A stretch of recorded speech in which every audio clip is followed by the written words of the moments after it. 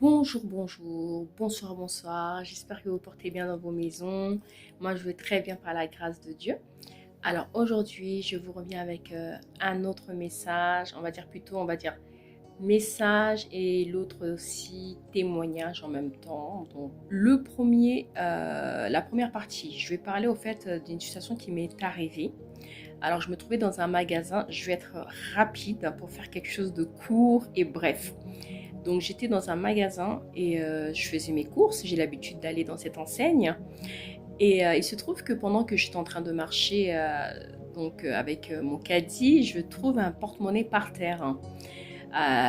Du coup, qu'est-ce que je fais? Je ramasse le porte-monnaie et je regarde à l'intérieur. Je me suis dit peut-être qu'il y a une pièce d'identité, peut-être le porte-monnaie appartient à une personne que, voilà, elle a peut-être laissé sa pièce d'identité, peut-être qu'il y a un numéro de téléphone, peut-être qu'il y a une situation, enfin il y a une information qui va faire en sorte que je vais pouvoir redonner le porte-monnaie à la personne. Du coup, il n'y avait rien à l'intérieur, il y avait juste une somme d'argent. Je pense que c'était la somme d'argent pour faire les courses, au fait, hein. Et la personne, elle l'a fait tomber. Du coup, je ramasse le porte-monnaie et je réfléchis. Je dis, Seigneur, si je donne ce porte-monnaie aux caissières, je ne les connais pas, je ne connais pas leur cœur, je ne connais pas leur intention. Elles peuvent prendre ce porte-monnaie-là et garder pour elles. Elles peuvent prendre cet argent et garder pour elles. Ce que j'ai fait, c'est que j'ai gardé le porte-monnaie et j'étais en même temps en train de prier. Je priais, je priais, je priais. Et pendant que j'étais en train de prier, je passe en même temps en caisse. Et quand je me passe en caisse, je vois que la personne ne se manifeste toujours pas.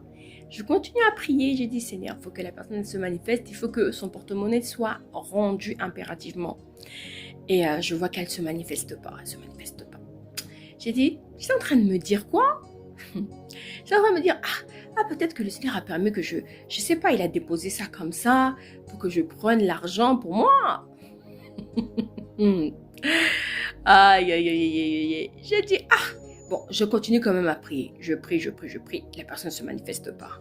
J'ai fait, je rentre dans ma voiture. Je reste encore dans ma voiture. Je continue encore à prier. Je prie, je prie, je prie, je prie. Rien. La personne ne se manifeste toujours pas. Et là, du coup, je prie. Je dis, Seigneur, qu'est-ce que je fais avec ce porte-monnaie? Qu'est-ce que je fais avec cette somme d'argent? Et le Seigneur me répond tantôt d'une manière, tantôt d'une autre. Il me fait comprendre que, ma fille, moi, quand je bénis, je ne bénis pas au détriment des autres. C'est-à-dire, je vais pas te bénir pour que l'autre souffre. Quand je bénis, je te donne ce qui est à toi. Je ne prends pas chez les autres, je n'arrache pas chez les autres pour te donner à toi. Je te donne ce qui est à toi. Je te donne ce qui t'appartient, toi. Mais je ne peux pas prendre et arracher chez quelqu'un pour te donner à toi. Hey, quand l'Esprit de Dieu m'a fait comprendre ça, j'ai fait d'accord. No problème, Saint-Esprit. J'ai dit pas de problème, Père. Et je dis au Seigneur, bon, qu'est-ce que je fais maintenant? Et il me fait comprendre encore, tantôt d'une manière, tantôt d'une autre, va remettre le porte-monnaie au chef du magasin. Pas au salarié, au chef. J'ai dit, ok, je vais remettre le porte-monnaie au chef. Je suis allée remettre le porte-monnaie au chef, je vais le voir en caisse, je vais lui dire, écoutez monsieur, j'ai trouvé ce porte-monnaie par terre, je ne sais pas à qui il appartient, il est tombé. Il y a une somme d'argent à l'intérieur. J'ai dit au monsieur, s'il vous plaît, lorsque la personne va se présenter, pourriez-vous lui remettre ce porte-monnaie? Vous pouvez lui remettre ce porte-monnaie avec cette somme d'argent et surtout ne touchez pas à cette somme d'argent. Remettez la somme d'argent à la personne, s'il vous plaît. Et le chef du magasin m'a dit, pas de problème. Et du coup, il a dit, il n'y a pas de souci, madame, je ferai, si la personne se présente, je lui redonnerai le porte-monnaie. Et en effet, je suis retournée dans le magasin puisque j'ai l'habitude de faire mes courses dans cette enseigne. Et je retourne dans le magasin et je retombe sur le chef du magasin. Et j'étais en train de donc déballer mes courses en caisse pour qu'il les scanne afin que je puisse payer. Et là, je lui pose la question, je lui dis, monsieur, vous vous souvenez de moi? Et je lui dis, je suis la dame qui vous avait déposé le porte-monnaie. Il dit, ah bon, c'est vous? Je fais, oui, oui, c'est moi. Il me dit, vous êtes sûr que c'est vous? Je fais, oui, c'est moi, monsieur. Après, il me dit, mais madame, il y a une dame qui est venue se présenter, elle avait à peu près la quarantaine. Et elle a demandé son porte-monnaie. Et elle a dit quoi? Où est mon porte-monnaie? Je lui ai rendu le porte-monnaie. Et à l'intérieur, elle a regardé la somme. La somme était toujours présente au fait. Et elle était contente. Elle a vu que la somme était présente et elle était très très très contente. Et du coup, la dame, elle a retrouvé son porte-monnaie avec la somme d'argent à l'intérieur. Et quand le monsieur, le chef du magasin m'a dit ça, j'étais contente. J'ai dit, Seigneur, tu m'as mis à l'épreuve alors. J'avais compris que le Seigneur m'avait mis à l'épreuve pour voir comment j'allais me comporter.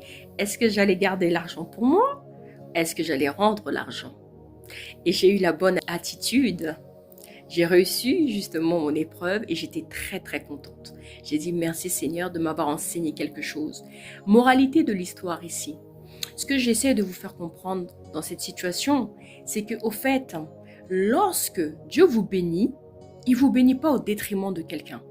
Il ne vous bénit pas pour que l'autre souffre. Imaginez-vous que je regardais le porte-monnaie à la maison. Elle serait arrivée en magasin. Les chefs lui auraient dit, non, on n'a pas vu le porte-monnaie. La dame serait rentrée chez elle. Elle serait en train de pleurer. Et vous vous rendez compte les larmes qui couleraient pour cette dame. Ces larmes seraient contre qui? C'est qui aurait pris? Contre moi, non? Voilà. Donc la dame peut-être aurait sorti des paroles de malédiction. Des paroles, voilà, pas belles à mon sujet. Et Dieu ne serait pas content de moi. Je ne serais pas content, même si je sais que Dieu m'aime beaucoup et que rien ne peut m'arriver, parce que l'ange de l'Éternel campe autour de moi, m'arrache de danger. Dieu m'aime énormément. Mais même là, ici, ce qu'il faut retenir, c'est que ce qui est à toi est à toi. Personne ne peut arracher ce qui t'appartient, même par la ruse, même par la malice, même par la méchanceté, même par la haine, même par la jalousie. Ce qui est à toi est à toi. Personne ne peut l'arracher. Les gens qui se disent « Ah, Dieu va me bénir ». Oui, il va te bénir, mais il va te donner ce qui est à toi.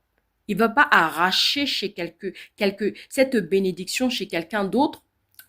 Et donc, Dieu ne va pas te bénir pendant que l'autre est en train de pleurer.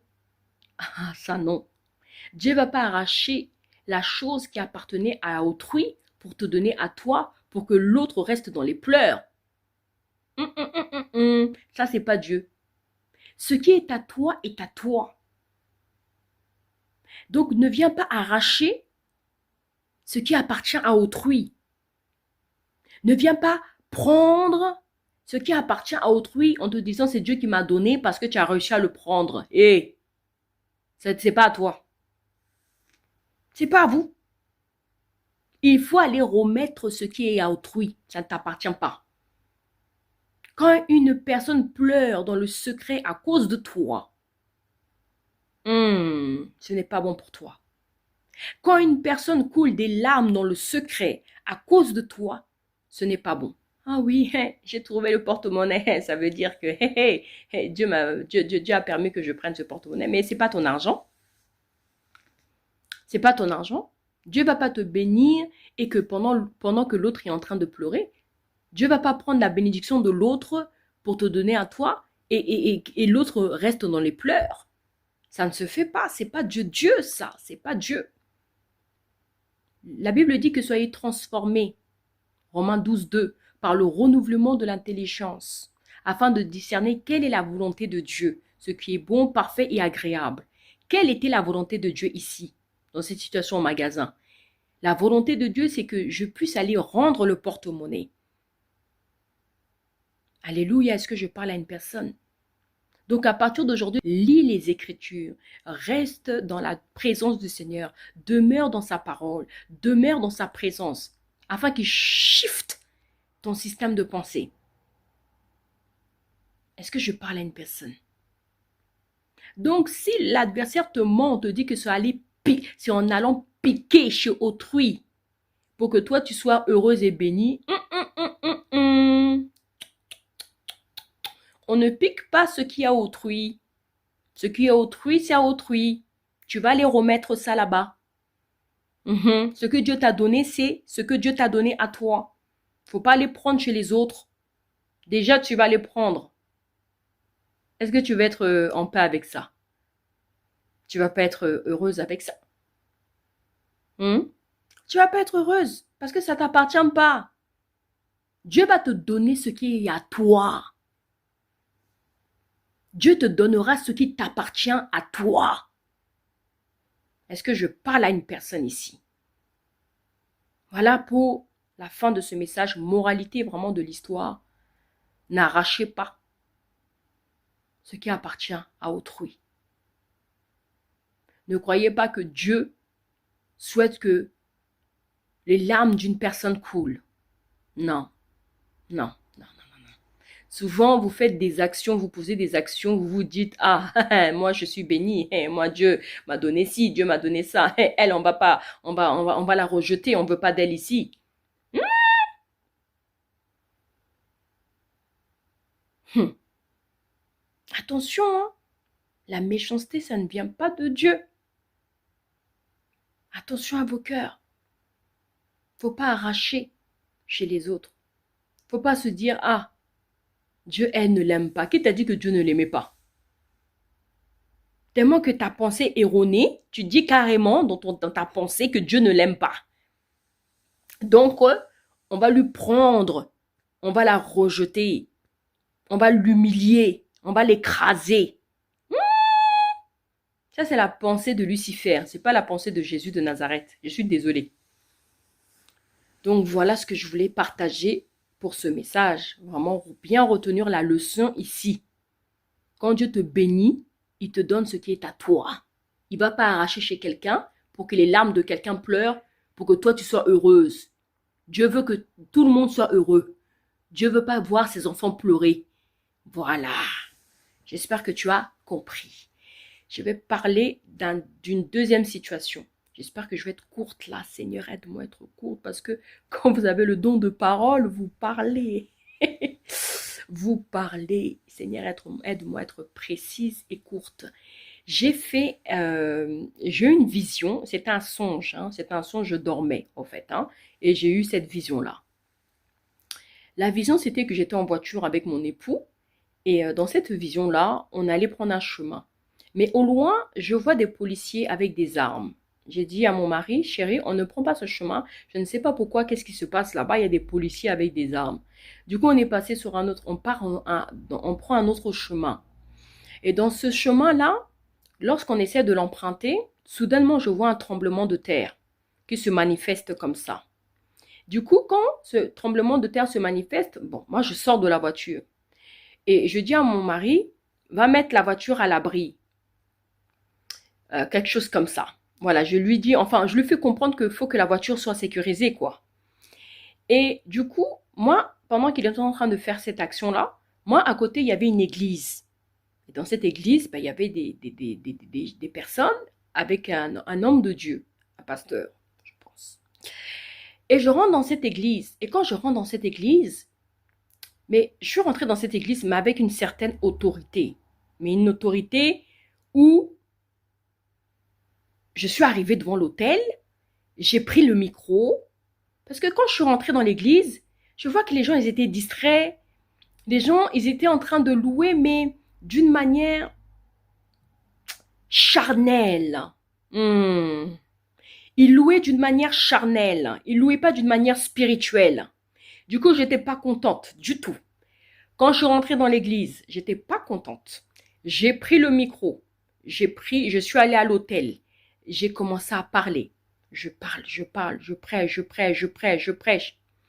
Quand j'ai commencé à prêcher et que j'avais arrêté de prêcher, les gens, ils se sont arrêtés de faire leur distraction là, en fait. Ils se sont arrêtés, ils sont sortis de l'église. Ils sont tous sortis de l'église. Et le pasteur, il me regarde. Il était bouche bée. Il était bouche bée. Il ne comprend pas. En fait, il était choqué, au fait. Et même moi, j'étais choquée. Je dis, mais pourquoi tout le monde est sorti? J'ai juste prêché. J'ai parlé, en fait. Et ils sont tous sortis. Je ne sais pas, chacun a pris son chemin.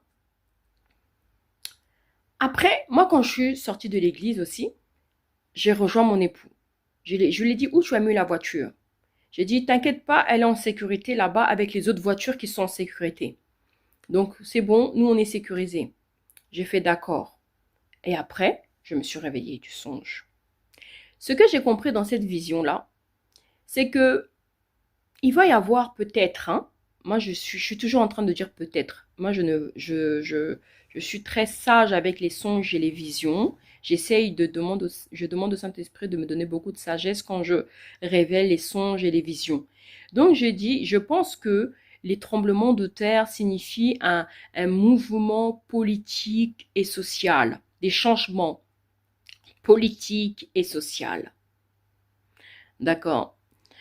Les policiers que j'ai vus, parce que au fait, j'avais vu le policier, mais pendant que j'étais en train de prier, je pense à peu près dans la même période que j'ai eu ces songes, j'avais eu une vision. Cette fois-ci, c'était une vision dans l'esprit, pas avec les yeux ouverts, mais pendant ma prière, je fermais les yeux, je vois un militaire.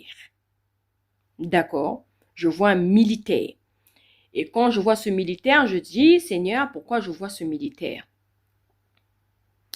Et je pense que le militaire, le policier, le tremblement de terre peut montrer des conflits sociaux et politiques. Je ne dis pas qu'il y a la guerre. Attention, c'est pas ce que je dis. C'est pas ce que j'ai dit. J'ai pas dit qu'il va y avoir la guerre.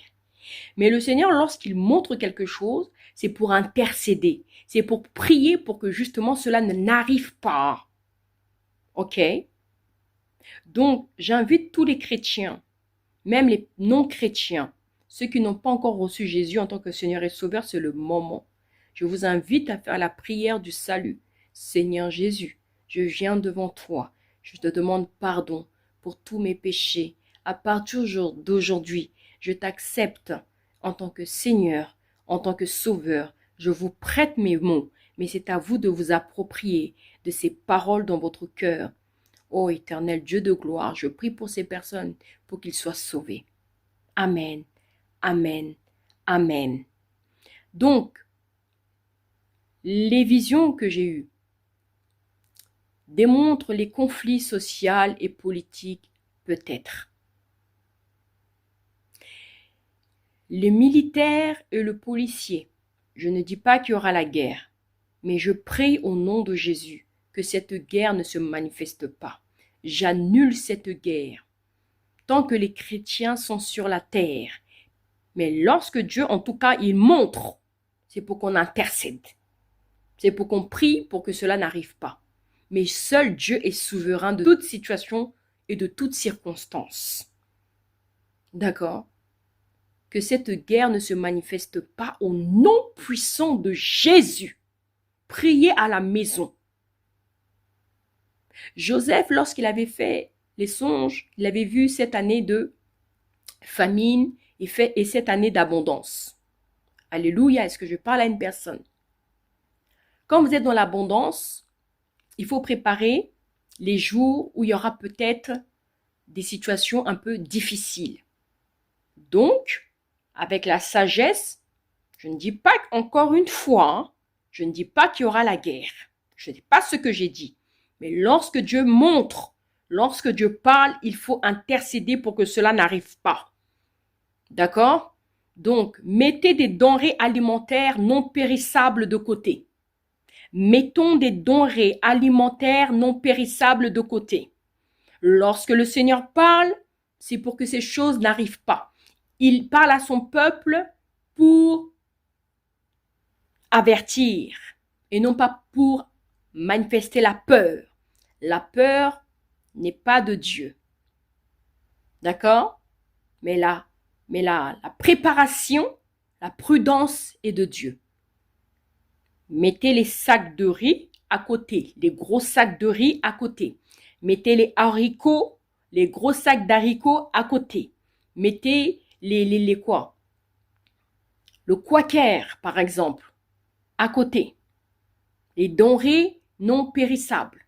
Et des denrées non périssables qui vous donnent de l'énergie, de la force. Que même si vous ne mangez pas ça, au moins si vous mangez ça, vous allez vous lever pour prier. Vous allez vous lever pour intercéder. OK? Donc, encore une fois, c'est avec des paroles de sagesse que je suis en train de parler. Ce message n'est pas fait pour susciter la peur, mais plutôt pour manifester en vous de la sagesse. Si vous mettez des denrées à côté, même s'il n'y a rien, au moins c'est pas grave. Au moins vous avez quelque chose à côté.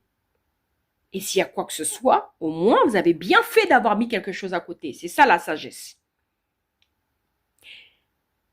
Nous prions qu'il n'y ait pas de guerre. Mais s'il y a la guerre, Jésus protège les chrétiens. Jésus protège ses enfants. Jésus va les protéger, va les garder. Mais encore une fois encore, quand Dieu montre quelque chose, c'est pour que cela n'arrive pas. Donc il faut intercéder. Mais s'il y a quoi que ce soit, au moins vous êtes prévenus. Au moins vous êtes préparés. OK? Ici, je ne confirme rien du tout. Hein.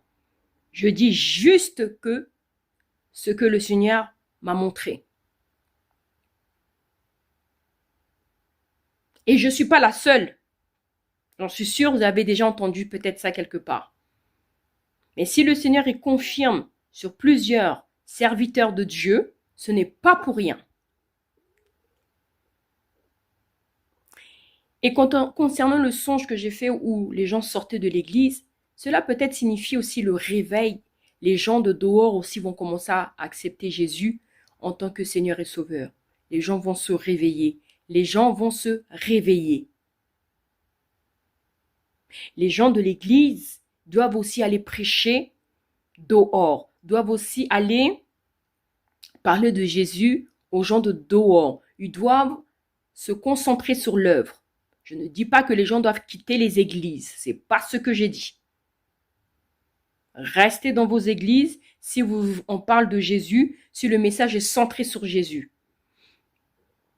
En tout cas, à l'église royale de la Cité Céleste, le message sera toujours centré sur Jésus-Christ. Et en tant que Seigneur par excellence, en tant que Sauveur par excellence. Lorsqu'on parle de Jésus, on doit parler de Jésus en tant que Seigneur et Sauveur. Et c'est lui qui a toute comment je peux dire, l'exclusivité de la seigneurie. C'est pas d'un côté, on sert Jésus, de l'autre côté, on sert Mammon. Mammon. Dans le livre de Matthieu, le Seigneur nous fait comprendre nul ne peut servir deux maîtres à la fois, car soit il haïra un, il aimera l'autre, soit il s'attachera à l'un et il méprisera l'autre. Vous ne pourrez servir Dieu et Mammon. On ne peut pas servir Dieu et Mammon. Donc, lorsqu'on est enfant de Dieu, l'exclusivité de la seigneurie appartient à qui? À Jésus. Je dis encore, l'exclusivité de la seigneurie, on la donne à qui? À Jésus. Voilà. J'espère que vous avez compris mon message.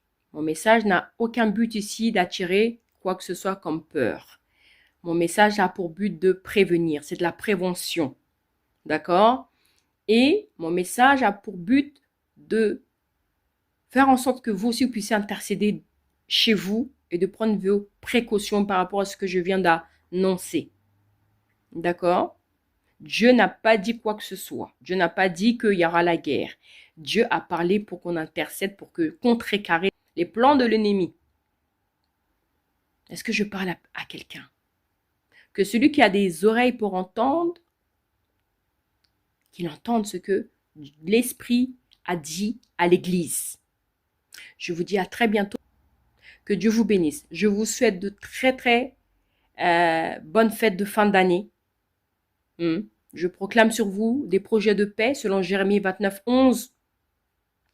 Je proclame sur vous la grâce, la faveur, l'abondance, la bénédiction, la bénignité, que tout plan de l'ennemi soit maintenant rendu anéanti. Que les conseils de Achitophel soient rendus à néant. Que tout plan de l'ennemi soit détruit. Au nom puissant de Jésus-Christ. Que Dieu vous bénisse et je vous dis à très très bientôt.